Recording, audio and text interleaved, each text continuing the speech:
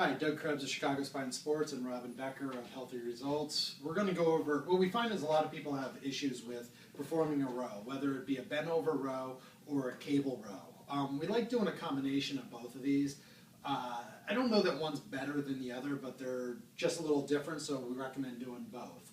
So what Robin's going to do is she's going to grab a cable. Again, if you don't have a cable machine or access to one, band tubing can work for this. Just going to have the band tubing go straight out in front of you. What you want to do with your feet is create a scissor step.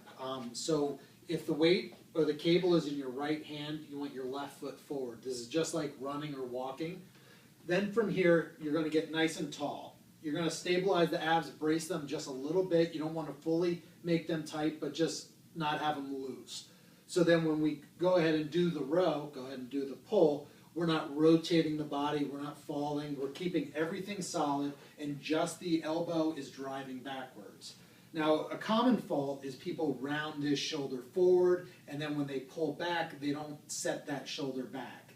It's not that we need to have this all the way pulled back in military posture, but when the shoulder is rounded forward, this is a really bad, awful position for the shoulder. You will trash the shoulder if you continually pull in this position. So you want that shoulder neutral to slightly back, engaging these posterior middle trap as you do this.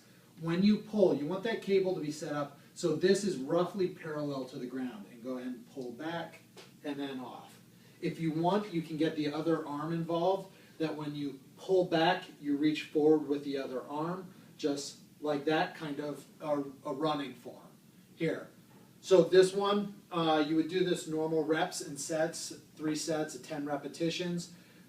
Feel free to go as heavy as you can with keeping this posture neutral. Here, we don't want rounding, we don't want twisting. As you pull, you're not twisting back for this. We're just keeping that nice and solid through the motion. Then for the bent over row, this is the one that we really see a lot of people messing up. So first, we're going to do it the wrong way with the knee on it. So a lot of times, this is a classic way, you've seen it for years. Your knees up on the bench, the hands up on the bench, and you pull and you rotate a lot through here. This is working a lot of rotators in the spine that aren't great to work in this fashion. What we want to do is we want to stabilize the back. We want to bring your other foot off the ground. So you're in a 3-point contact. Both your feet are on the ground. Your opposite arm is on the bench just holding you up. You keep this nice and neutral here. You don't want to arch up and round through here as you pull. This is bad spine position and you'll trash your back. What you want to do is keep this nice and flat and then just pull straight up with this. And back down and then straight up. Again, this is the classic three sets of 10 repetitions or so.